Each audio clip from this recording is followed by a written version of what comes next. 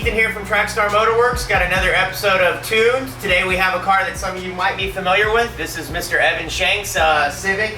Just got the single cam in it right now. We're looking forward to maybe doing a progression of motors in here and showing you guys everything along the way. But we're getting started very simply with the just eBay turbo kit, and I wanted to highlight what items, did we actually get some nice, parts on here, and what is just, the kit is obviously a $600 eBay turbo kit.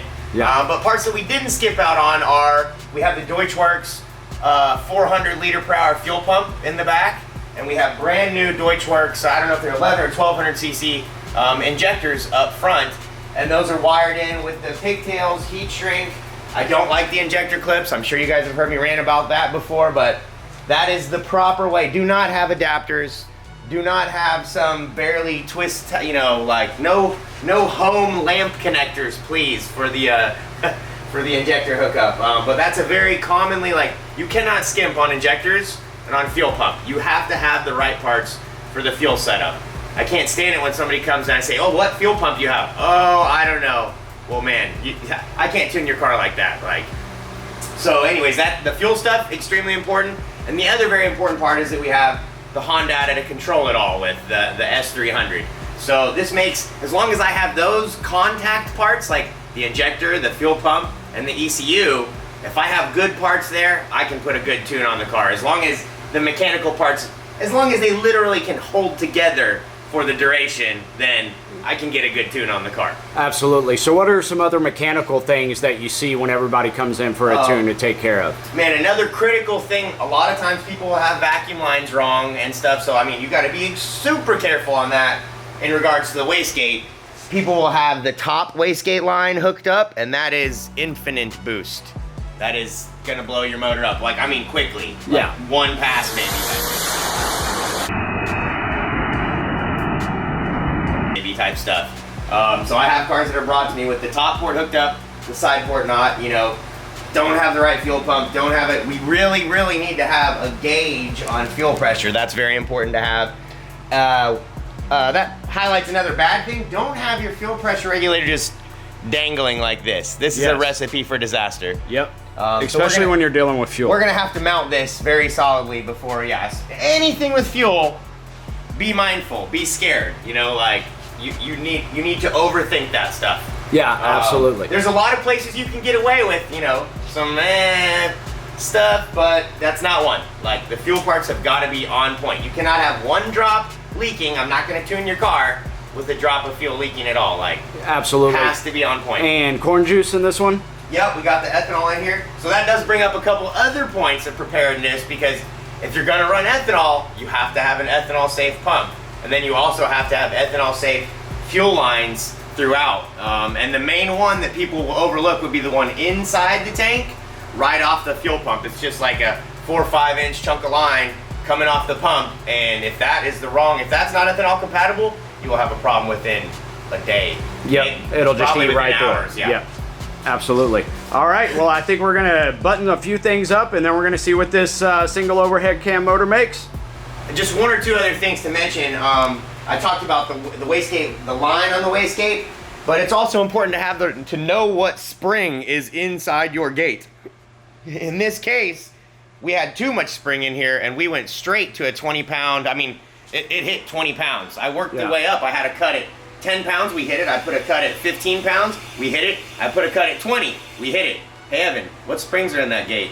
Oh, big springs are in that gate. So we had to remove a spring, in fact. I would anytime I tune something that did not come with boost, I'd like to tune on the lowest boost level I possibly can. And then let me make it perfect on 5 pounds, 6 pounds. Really don't want to have more than 10 pounds on the wastegate spring to get the tune started. Okay guys, well, I want to give you a rundown of exactly what I did in the computer to set his car up to get to where we've obviously already made some runs and stuff. Car's already making about 250 wheel horsepower on 14 pounds, but I just want to go and show you exactly how I set up this map, because it's pretty simple. New calibration. I am going to choose... Wait. This is Honda, right? Yeah. Okay. Honda S300. I just went new calibration, and I'm choosing this D16 Z6 base file. Okay, so now we have a dead stock D16 Z6 base file on screen.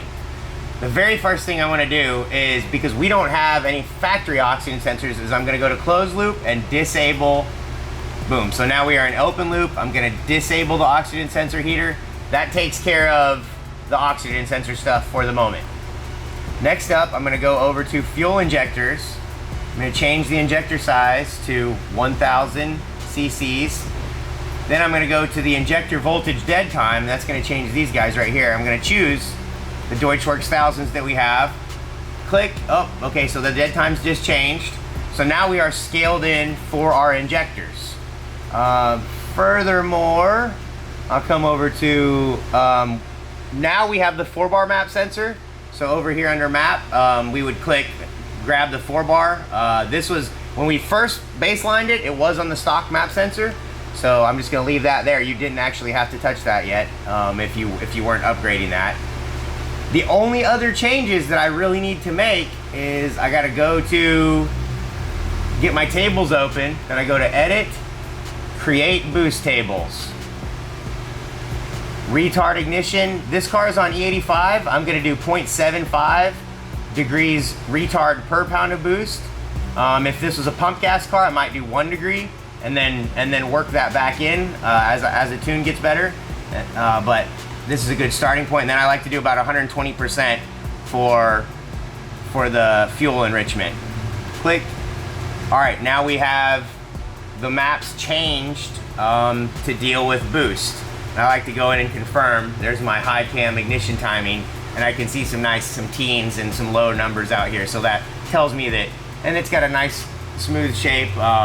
So this is really all that needs to be done to get a baseline going. Now, because this was on ethanol, I did go into the fuel trim and add 35% extra fuel. But these steps that I just highlighted should be all you need to like get your car running on a base map.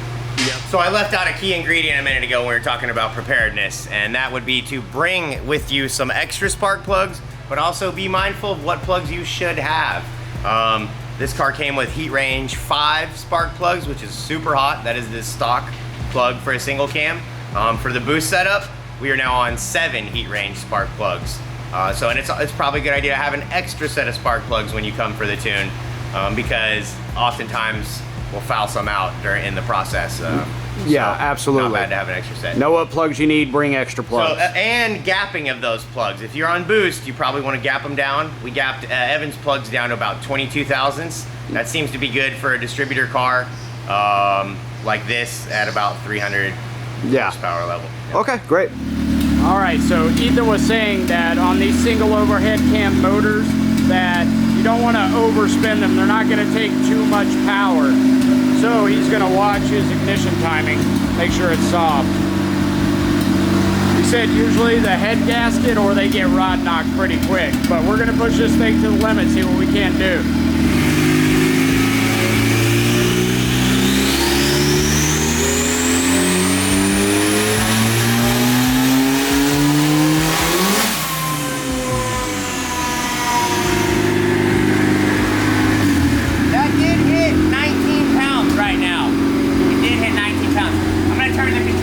Just a click. I'm not ready to take the cut up above 20 yet. Yeah. So one of the things that we're not hoping is that the clutch might be a deal killer on here. We're gonna see, but we're gonna keep pushing. Man, I didn't do that. No, I think we're okay. Okay. Yeah. What up? I don't know what happened, but Ryan was sitting here, car's idling, and then it just goes boom, off.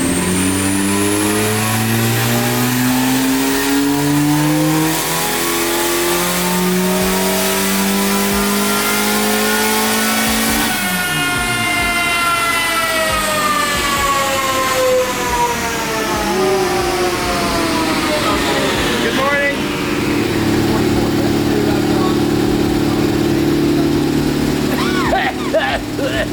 Little smoky. Little smoky. 14 pounds right there. Okay. All right, so you turned the boost up a little bit. What are you doing on the computer? Well, in boost we were good, but excuse me, in VTEC we were good. Just prior to VTEC though, I mean shit, we're up in 16 pounds there before VTEC hit. Then once VTEC comes on, it actually drops down to 14 pounds. But right here, we were definitely a bit lean. So I'm gonna check what my numbers are there, check what my numbers are there, and see if I can get them to match. So we're at a 1600 and 2000 on the low cam. And on the high cam, we're at an 1800 and 2200. So I definitely need to pump those up in the low cam. Especially these ones out here.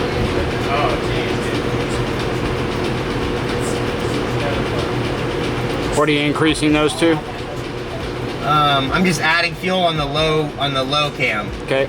Because like I said, we're getting into plenty of boost even on the low cam. What are you gonna move the boost cut up to? I moved the boost cut to 22 pounds right now. I know that on this same boost setting we did like 19, so that should be a good safe cut right there. All right, let's do another pull.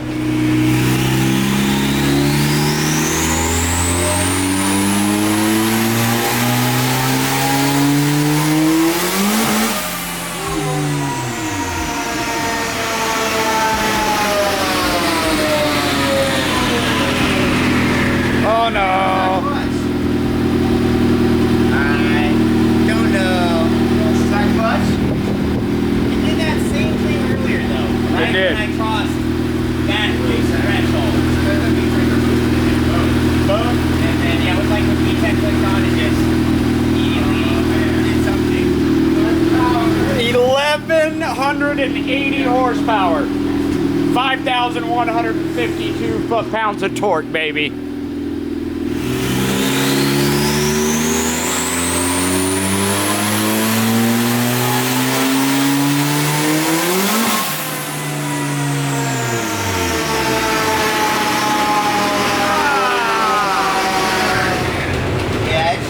That's the third time it's done that. Second the VTEC clicks in, just Yeah.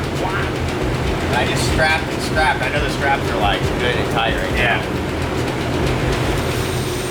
All right, so we're gonna do one more pull, see if this clutch holds up. Yeah, we got the tires aired down now. Car's strapped down super hard.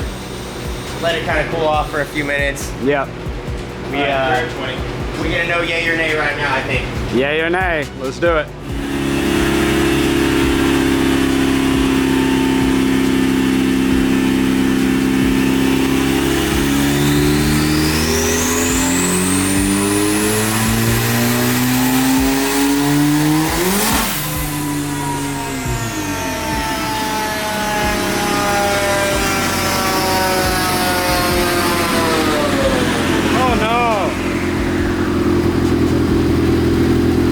Stock clutch going? Yeah. Yeah. Well, hey, it was a great informative video besides the clutch. Yeah. You never know on something like this motor is not the original motor. So like half the time people put some kind of aftermarket clutch, and half of those times you might get away with like 300 horsepower, but yeah. Not in this case, not today. Alrighty.